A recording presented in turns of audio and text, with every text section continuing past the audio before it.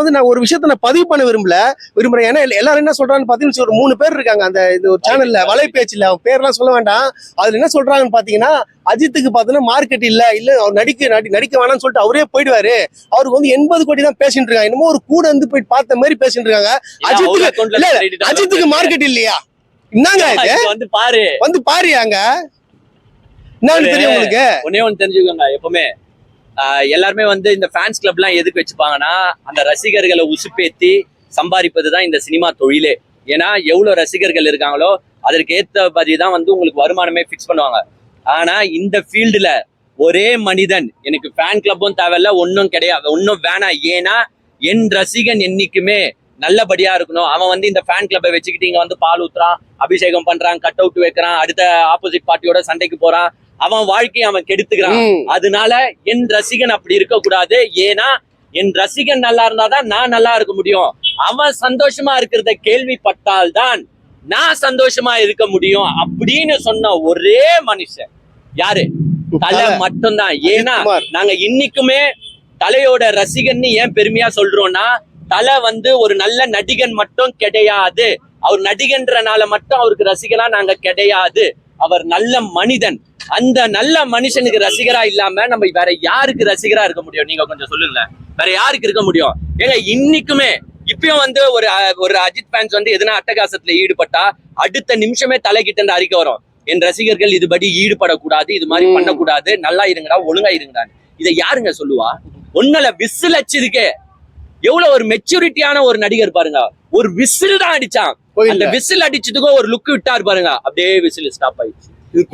தலை சொல்றாரு. அப்புறமா ஒரு இடத்துல வந்து ஒரு திருப்பதிக்கு கோயிலுக்கு போகும்போது அங்க எல்லாருமே லேடிஸ் கத்துறாங்க. யாரோ சில பேர் சொன்னாங்க லேடிஸ் ஃபேன்ஸ் எல்லாம் அஜித்துக்கு இல்லங்க. யாரு சொன்னது? லேடிஸே இல்லங்க. இது எது 20 வருஷத்து படம்? இன்னைக்கும் வந்து லேடிஸ் உட்காந்துக்கிறாங்க, பொண்ணுங்க உட்காந்துக்கிறாங்க. அன்னைக்கு திருப்பதியில கத்துந்த ஆம்பளைங்க கிடையாது, பொண்ணுங்க கத்துறாங்க. லேடிஸ் ஃபேன்ஸ் நீங்க இல்லன்னு அஜித்துக்கு சொல்றீங்க. அந்த லேடி ஃபேன்ஸ் கத்தும் போது கூட உசு பேத்தி விடாம இது கோயிலு கத்தாதீங்கன்னு சொன்னாரு பாரு, அங்க நிக்கிறாரு எங்க தலை. இதனாலதான் சொல்றோம் நல்ல மனிதன். இன்னைக்குமே அவரோட ஃபேன்ன்றது நாங்க சந்தோஷப்படுறோம். இப்போ ஒண்ணும் இல்லைங்க, இது 20 வருஷத்து படங்க. போய் ஸ்டார்டிங்ல இருந்து ஆரம்பிச்சாலும் கொண்டாட்டத்தை முடிகிற வரைக்கும் திருப்பி அந்த ஒன்ஸ் மோர் தலை தீபாவளியை 3 வாட்டி போட்டுட்டு லாஸ்ட்ல முடியும் போதும் போடுறாங்க. நான் ஃபர்ஸ்ட் ரோகிணி தியேட்டருக்கு வந்து ஒரு மிகப்பெரிய நன்றியை தெரிவிச்சுக்கிறேன். ஏன்னா எல்லாருமே ஒரு பிம்பத்தை எப்படி வச்சிருந்தாங்கன்னா, ரோகிணி தியேட்டர் வந்து பாத்தீங்கன்னா விஜயோட கோட்டை, விஜயோட மார்க்கெட், இங்க வந்து விஜய்க்கு தான் முன்னுரிமை தருவாங்க, அஜித்துக்கு முன்னுரிமை தரமாட்டாங்கன்ற ஒரு பிம்பம் இருந்துச்சு. அத ரோகிணி தியேட்டர் இன்னைக்கு உடைச்சிருக்காங்க. ஒன்ஸ் மோர் கேட்கும் போதெல்லாம் சரி அஜித் ரசிகர்கள் சந்தோஷமா இருக்கட்டும் அப்படின்ட்டு ஒன்ஸ் மோர் கேட்கும் போதெல்லாம் போட்டாங்க. சோ ரோகிணி திரையரங்குக்கு என்னுடைய நன்றியை தெரிவிச்சுக்கிறேன். ஸ்டார்டிங்ல இருந்து எண்டிங் வரைக்கும் செம்ம கொண்டாட்டமா போச்சு. அந்த பாட்டுல அந்த உனக்கு என்ன பாட்டு வரும் பாருங்க, அந்த உனக்கு என்ன பாட்டுல ஒரு லைனு செம்ம லைன். அது அவனுங்களா கொண்டாட்டத்துல இப்ப எல்லாரும் பாடினானுங்க பாருங்க. அந்த லைனை இப்ப நான் பாடுறேன். ஏத்தி விடவோ தந்தையும் இல்லை, ஏந்தி கொள்ள தாய்மடி இல்லை, என்னை நானே சிகரத்தில் வைத்தேன், அதனால் உனக்கு என்ன, உனக்கு என்ன.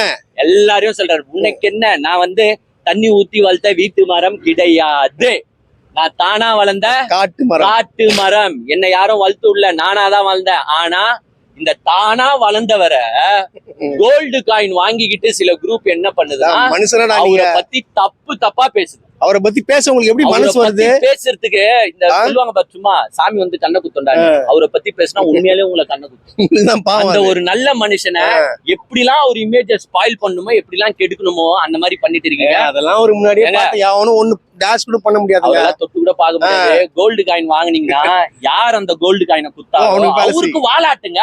ஏங்க இப்போ நாய்க்கு வந்து நம்ம பிஸ்கெட் போடுறோம், பிஸ்கெட் போட்ட உடனே நாய் என்ன செய்யும்? கொல்லிச்சுட்டு வாலாட்டம். அது மாதிரி நீங்க வந்து கோல்டு காயினை வாங்குனீங்களா, போய் வாழ ஆட்டுங்க உங்க தளபதிக்கு. யாரும் வேணான்னு சொல்ல. ஏன் தலையை நோண்டின்னு இருக்கீங்க? உங்க தளபதி சொன்னாரா, அப்பா போய் அவனை அப்பப்ப தொட்டுக்கோப்பா, இல்லன்னா பெரிய ஆள் ஆயிடுவா அப்புறம் சொன்னாரா? பெரிய ஆள் ஆயிடுவாரா?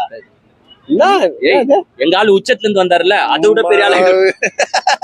அப்படியே அவார்டு கொடுக்கல எங்க ஆளு விஜய் டிவில கொடுத்துருக்காங்க. அது மட்டும் தான் விஜய் டிவி அவார்டு மட்டும். இன்னைக்கு கூட பாருங்க, இப்போ ஒரு 1 வீக் முன்னாடி gentleman driver of the year 2025 gentleman பேர் கேட்டு சொல்லிட்டா